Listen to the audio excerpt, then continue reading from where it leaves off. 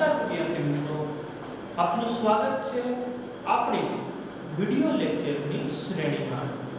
અને આપણી આ વિડિયો લેક્ચરની શૃંખલામાં આપણે ચર્ચા કરી રહ્યા હતા કિરણ પ્રકાશશાસ્ત્ર. તો ચાલો કિરણ પ્રકાશશાસ્ત્રની અંદર આપણે આની પહેલાના લેક્ચરમાં પ્રોબ્લેમ સોલ્વ કર્યો. ઉદાહરણનો દાખલો હતો. મેં તમને થોડું વર્ક આપેલું. આઈ એમ શ્યોર કે એ વર્ક થઈ ગયો હશે. આપણું બધું જ રિવિઝન થઈ ચૂક્યું હશે. તો ચાલો આગળ વધીએ આજના લેક્ચરમાં.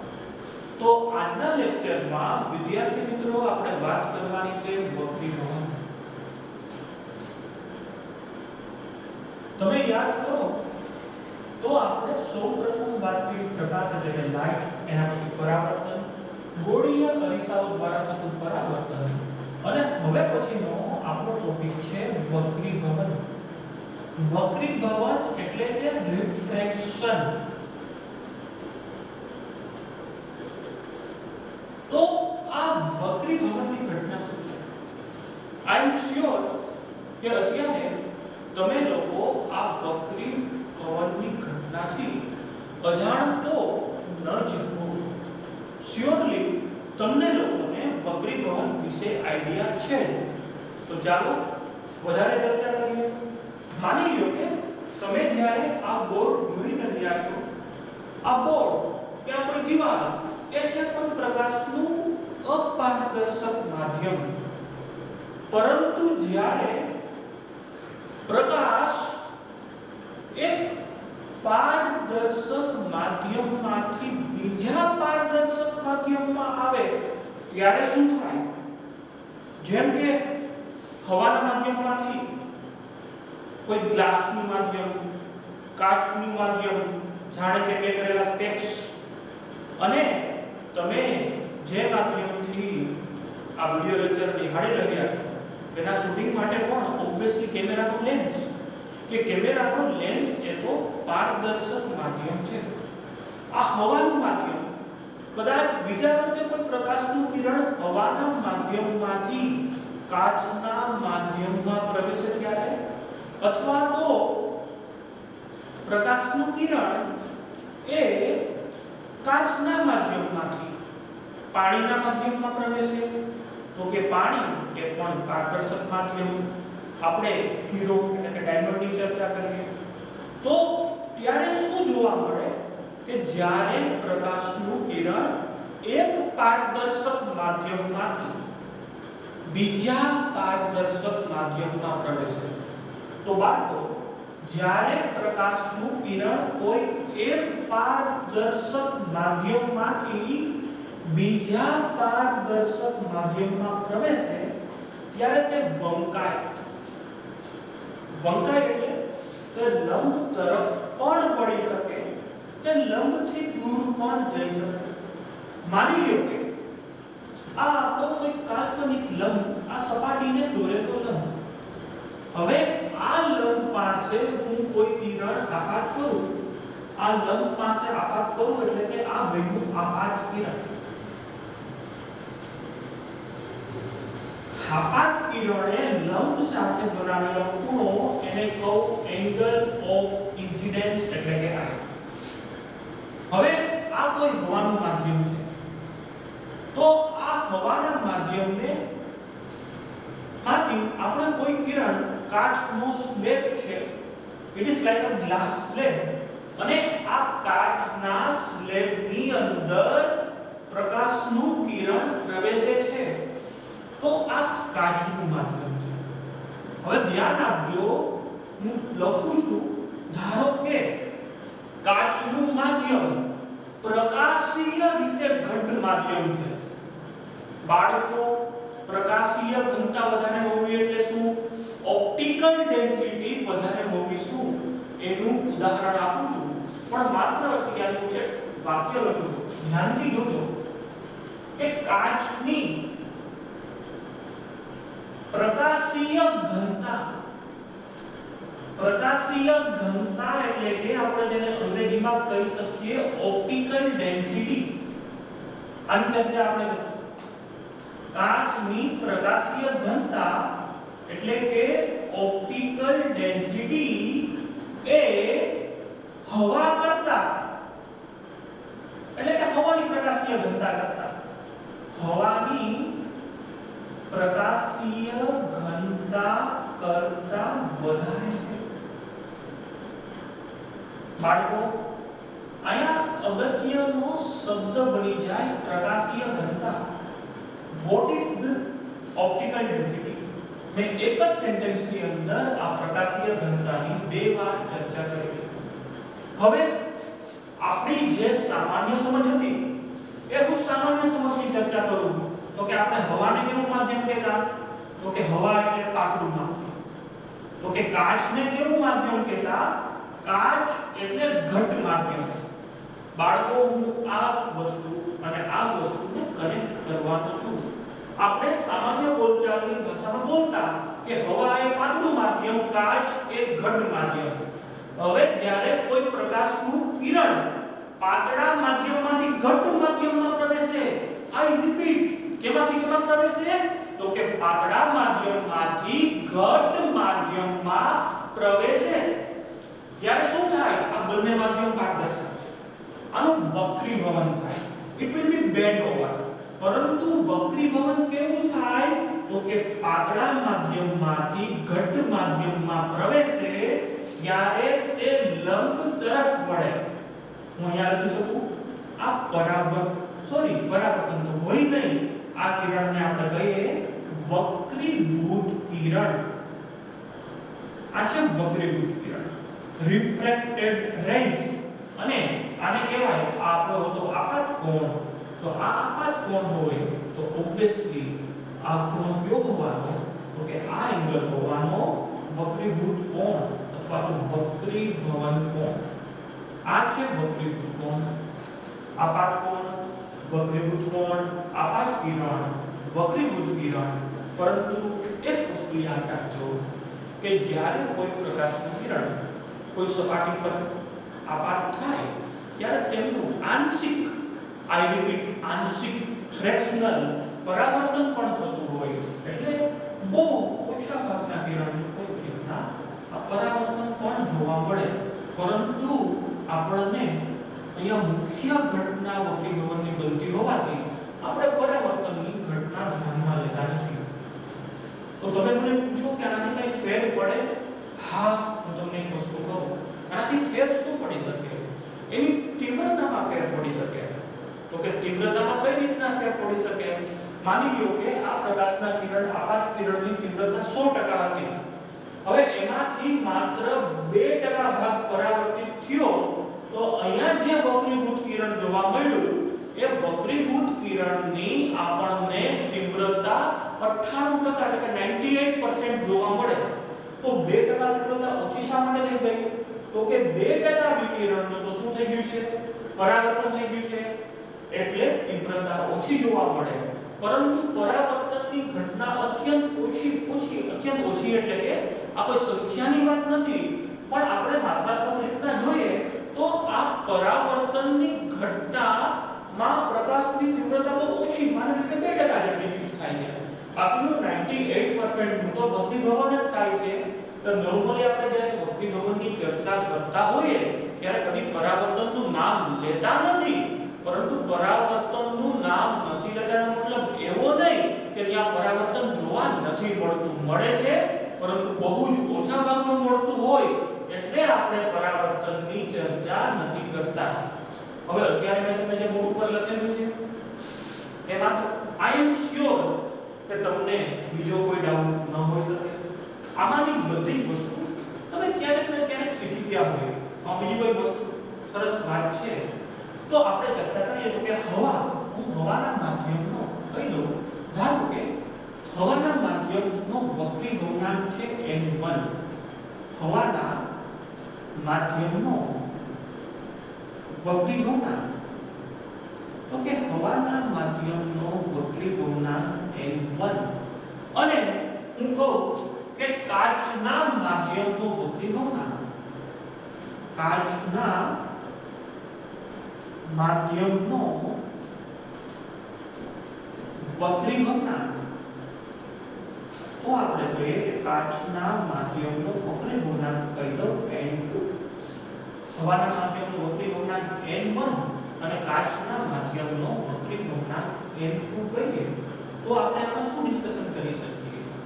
તો આપણને તમને યાદ હશે સ્નેલનો નિયમ તમે શીખી નાખો. એ સ્નેલના નિયમ પર જ આધારિત, એટલે કે આપણે જેમ પરાવર્તનની ઘટના માટે પરાવર્તનના નિયમો શીખ્યા હતા તેવી જ રીતે વક્રીગમનની ઘટના માટે પણ આપણે વક્રીગમનના નિયમોની ચર્ચા કરવાની છે. તો પરાવર્તન માટે બે નિયમો હતા, યાદ કરો કે આપાત કોણ અને પરાવર્તન કોણ સમાન હોય છે, અને બીજો નિયમ હતો કે આપાત કિરણ, પરાવર્તિત કિરણ અને સપાટીએ દોરેલો લંબ ત્રણેય એક જ સમતલમાં હોય છે. તો વક્રીગમનના નિયમોમાં જ્યારે ચર્ચા કરું, હું જ્યારે મારી વાતનો દોર આગળ વધારી અને ચર્ચાનો પોઈન્ટ લઈ જાઉં વક્રીભવનના નિયમો, તો વક્રીભવનના નિયમોની અંદર આપણને શું શીખવા મળે? પહેલા હવે કોમન પોઈન્ટ લખી નાખો કે જે કંઈ નવું હોવાનું નહીં. હું લખું નંબર 1 આપાત કિરણ, પછી ચર્ચા કરીએ આપાત કિરણ, વક્રીભૂત કિરણ, આપાત કિરણ, વક્રીભૂત કિરણ અને સપાટીએ દોરેલો લંબ. આપાત કિરણ, વક્રીભૂત કિરણ અને સપાટીએ દોરેલો લંબ કેમાં હોય છે? તો કે એક જ સમતલ. અને પરાવર્તનની ઘટના માટે પણ તમને આ બોર્ડ દર્શાવ્યું હતું સમતલ તરીકે. તમે ફરી પાછું અહીંયા જોઈ શકો કે વક્રીભવનની ઘટના માટે પણ આપણું બોર્ડ એ જ આપણું સમતલ, એટલે કે આપાત કિરણ, વક્રીભૂત કિરણ અને સપાટીએ દોરેલો લંબ એ એક જ સમતલમાં હોય છે. એક જ સમતલમાં હોય છે. હવે નિયમ નંબર 2 તો કોઈ બોલવા જશે તો આપણે એના જરૂર છે તો આપણે એ કહી શકીએ કે આપાત કોણ અને વક્રીભૂત કોણ સમાન હોય. જી બિલકુલ ન હોય. ધ્યાનથી સમજો, ધ્યાનથી સમજો. આપણે બીજો જે નિયમ છે એ સ્નેલનો નિયમ આપે છે અને તમારે આ પ્રોબ્લેમ્સની અંદર even for the MCQ purpose સ્નેલના નિયમનો પુષ્કળ ઉપયોગ આવવાનો છે. તમે કદાચ પૂર્ણાંકિત પરાવર્તનનો પ્રોબ્લેમ સોલ્વ કરતા હોય અથવા તો કોઈ અન્ય પ્રોબ્લેમ સોલ્વ કરતા હોય, કોઈ પ્રિઝમનો પ્રોબ્લેમ સોલ્વ કરતા હોય, ત્યાં પણ આપણે સ્નેલનો નિયમ યુઝ કરવાનો છે. વિદ્યાર્થી મિત્રો, અગાઉના ધોરણમાં તમારે સ્નેલનો નિયમ ડિરાઈવ કરવાનો આવતો, એટલે કે આપણે તારવવો પડતો. પરંતુ અહીં આપણે સ્નેલનો નિયમ ડિરાઈવ કરવાની જરૂર નથી. માત્ર સ્નેલના નિયમની સાબિતી આપણા માટે ઘણી છે. તો સ્નેલનો નિયમ શું કહે છે? તો કહે છે કે આપાત કોણ અને વક્રીભૂત કોણના, આપાત કોણ અને વક્રીભૂત કોણના સાઇન, સાઇન એટલે કે સાઇન થીટા કોણ, સાઇન નો ગુણોત્તર એટલે કે રેશિયો અચળ રહે છે. કેનો ગુણોત્તર અચળ રહે? તો કે આપાત કોણ અને વક્રીભૂત કોણના સાઇન. આપાત કોણનું સાઇન એટલે કે હું નામ દર્શાવું તો એંગલ i લખી શકું sin i અપોન વક્રીભૂત કોણનું સાઇન એટલે કે sin r. sin i upon sin r is equal two અચળ ના કેના જેટલું હોય તે જ તો તે માધ્યમના વક્રીભવના જેટલું. એટલે હું લખું implies sin i upon sin r is equal to n/1. sin i upon sin r is equal to n/1. આ શબ્દ પર ધ્યાન આપજો, n/1. n/1 એટલે શું છે ભાઈ? તો કે આપણે કહી શકીએ n/1 એટલે દૂર ખેંચી ગયો. તો કે n/1 માધ્યમ 2 નો માધ્યમ 2 નો માધ્યમ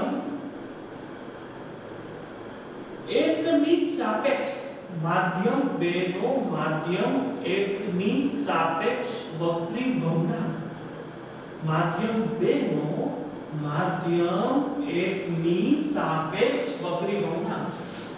જો વિદ્યાર્થીઓ આના પરથી એક વસ્તુ બધાને શીખવા મળે કે આ વક્રી ભવનની ઘટના છે ને ઇટ્સ નોટ એન એબ્સોલ્યુટ ફિનોમિનન, એટલે કે કોઈના પર આધાર ન રાખતી હોય એવું નિરપેક્ષ વક્રી ભવનાંક આપણે નથી લેતા। હું જ્યારે કદાચ તમને ડેટા યાદ હોય કે પાણીનો વક્રી ભવનાંકની વેલ્યુ આ છે, કાચના વક્રી ભવનાંક આપણે લખીએ કે 1.51 લખીએ તો 1.51 લઈએ ત્યારે એક કાચનો એબ્સોલ્યુટ રિફ્રેક્ટિવ ઇન્ડેક્સ નથી, એટલે કે નિરપેક્ષ વક્રી ભવનાંક જેને કહું એ નથી, એ આધાર રાખે છે, એ કોઈ ગુણોત્તર છે। પ્લીઝ ધ્યાનથી જોજો, માધ્યમ 2 નો માધ્યમ 1 ની સાપેક્ષ n/1 તો કે n/1 બરાબર લખી શકાય implies n/1 is equal to n2 upon n1। આ જે લાઈન આવતી ને બાયપાસ કરી નાખીએ, ટૂટક કરી નાખીએ, ના આપણે થોડું કન્સ્ટ્રક્શન કરી નાખીએ તો આપણને મળી જાય n/1 is equal to n2 upon n1। તો અહીંયા n/1 છે તેની જગ્યાએ લખી નાખો n2 upon n1 તો આપણને મળી જાય implies sin I upon sin R is equal to n2 upon n1। sin I upon sin R is equal to n2 upon n1 તો n1 ને ગુણાકારમાં જવા દો તો આપણને મળી જાય implies n1 sin I is equal to n2 sin R। તમને યાદ આવતો હોય તો તમે કદાચ ભૂતકાળમાં અગાઉના ધોરણમાં સ્નેલનો નિયમ જોઈ ચૂક્યા હશો। આ ફોર્મમાં ક્યારેક આપણે લખ્યું હોય n1 sin θ1 is equal to n2 sin θ2 અને આ જ ફોર્મમાં બાકી તો n1 sin I is equal to n2 sin R। વિદ્યાર્થી હજી એક થોડી મોટી ચર્ચા કરો પછી તમને સ્ક્રીનશોટ માટેનો ટાઈમ આપું અને પછી આ પોઈન્ટની અંદર એમસીક્યુ માટે આપણને નાની નાની વસ્તુઓ મળી શકે એમની આપણે ચર્ચા કરવાની છે। ધ્યાન આપજો n1 sin I is equal to n2 sin R। મેં આગળ જ બોલી હતો કે હવા જ્યારે પ્રકાશનું કિરણ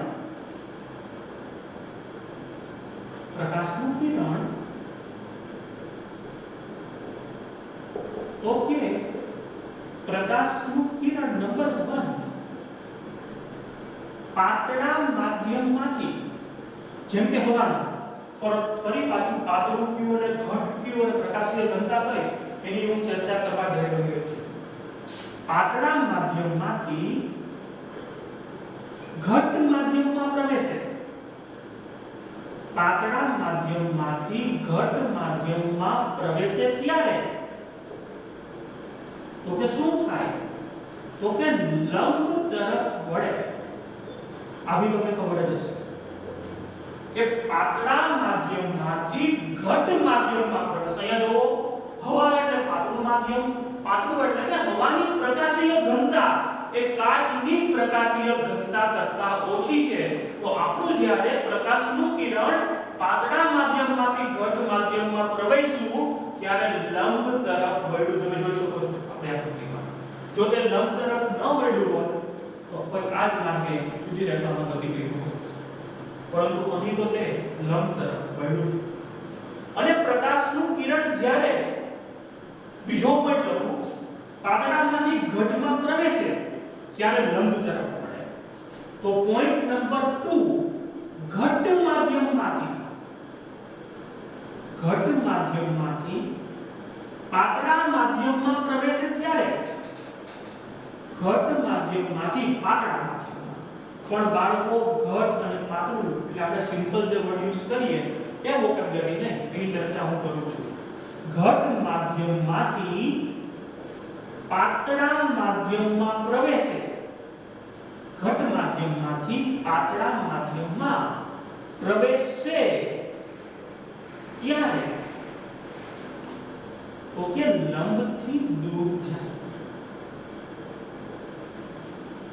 લંબથી દૂર જાય.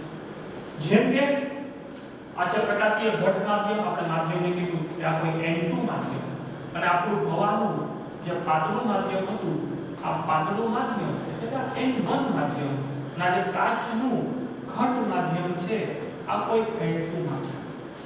હવે જ્યારે ઘટમાંથી પાતળા માધ્યમમાં જાય, જેમ કે આપણા કેસમાં હું આ જ વક્રીભૂત કિરણને લંબાવું તો ફરી પાછું માની લો કે આ કાચ એટલે કે ગ્લાસનો સ્લેબ અને ફરી પાછું હવાનું માધ્યમ, તો આ ઘટ માધ્યમમાંથી પાતળામાં પ્રવેશે ત્યારે લંબથી દૂર જાય. અહીંયા સપાટીને દોરેલો લંબ, સપાટીને દોરેલો લંબ. હવે એંગલના નામ અહીં આપી દઈશ. હું અહીંયા કહી દઉં એંગલ I ડેશ અને અહીંયા કહી દઉં એંગલ R ડેશ. અને આ છેલ્લું અંતિમ નિર્ગમન કિરણ એટલે કે જે બહાર નીકળ્યું અને આપણે કહી શકીએ નિર્ગમન કિરણ. અને આ આકૃતિ જોઈ અને તમને એક વસ્તુ યાદ આવી ગઈ હશે કે આ ઘટનાને શું કહેવાય? આ બેના સ્થાનમાં ચેન્જ જોવા મળ્યો. માની લો કે x જેટલું શિફ્ટ થયું તો આ ઘટનાને ઓળખવામાં આવે લેટરલ શિફ્ટ. તમે અગાઉના ધોરણોમાં શીખી ચૂક્યા છો. આ શબ્દ પણ તમારા માટે નવો નથી. Lateral shift. હવે લેટરલ શિફ્ટ એટલે કે માની લો કે જો આ આપાત પ્રકાશના રસ્તાની અંદર આપાત પ્રકાશનો જે વેગ હતો તેમાં જો આ કશું જ ન હોત તો શું થાય? તો આ કિરણ અહીંથી આમ સીધું વળ્યું ગયું, પરંતુ જાનાથા જાપાન પહોંચ ગયે ચીન આમ સીધું નીકળવાની જગ્યાએ અહીંયા જોવા મળ્યું. એટલે આ ઘટના આ જે શિફ્ટ જોવા મળી એને કહેવાય લેટરલ શિફ્ટ. હવે આજના આપણા લેક્ચરની અંદરનો છેલ્લો પોઈન્ટ, આપણે અગાઉના ધોરણમાં તો બે શબ્દ અહીંયા હતા, પાતળું માધ્યમ, ઘટ માધ્યમ. પણ હવે જ્યારે પાતળું માધ્યમ બોલીએ ને બાળકો ત્યારે ધ્યાનથી સાંભળજો. છેલ્લી 3 મિનિટ મને એકદમ શાંતિથી સાંભળજો. આપણે જ્યારે પાતળું માધ્યમ બોલીએ ને તો એ પાતળા માધ્યમનો મતલબ થાય કે એ માધ્યમની પ્રકાશીય ઘનતા ઓછી છે, ઓપ્ટિકલ ડેન્સિટી, એટલે કે એ પ્રકાશીય રીતના પાતળું. અને ઘટ માધ્યમ બોલીએ તો ઘટ માધ્યમનો મતલબ એવો થાય કે તે માધ્યમની પ્રકાશીય ઘનતા વધારે છે, એટલે કે ઓપ્ટિકલ ડેન્સિટી વધારે છે. બાળકો અહીંયા હું ઓપ્ટિકલ ડેન્સિટીની ચર્ચા કરું છું. જે આપણે ડેન્સિટી શીખી ગયા કે દળના છેદમાં કદ એની વાત કરતો નથી. જેમ કે પાણી અને ટર્પેન્ટાઇન આપણે એનસીઈઆરટી બુકમાં સરસ મજાનું ઉદાહરણ આપેલું છે. ઓબ્વિયસલી પાણીની ઘનતા એ ટર્પેન્ટાઇનની ઘનતા કરતાં વધારે છે. ભૌતિક આપણે જે ઘનતાની વાત કરીએ કે ρ density is equal to mass or volume, ρ is equal to m/v, અને ઘન અને પ્રવાહી માટે ઘનતા દ્રવ્ય પર આધાર રાખે તે ઘનતાની વાત કરું.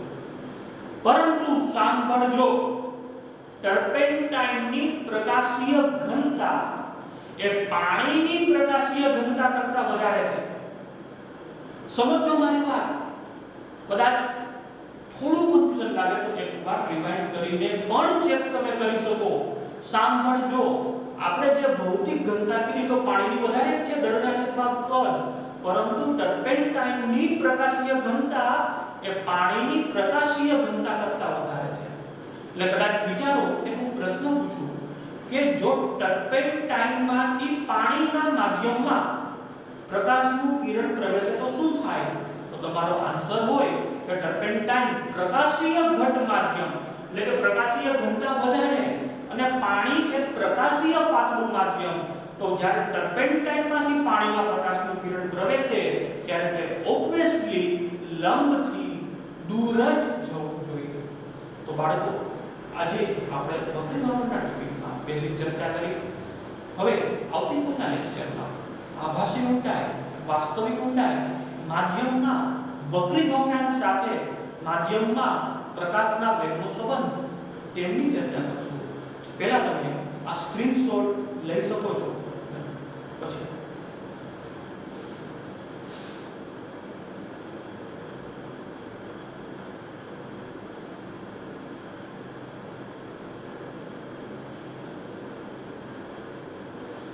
Okay, done. આજના લેક્ચરમાં આટલું જ. Thank you so much.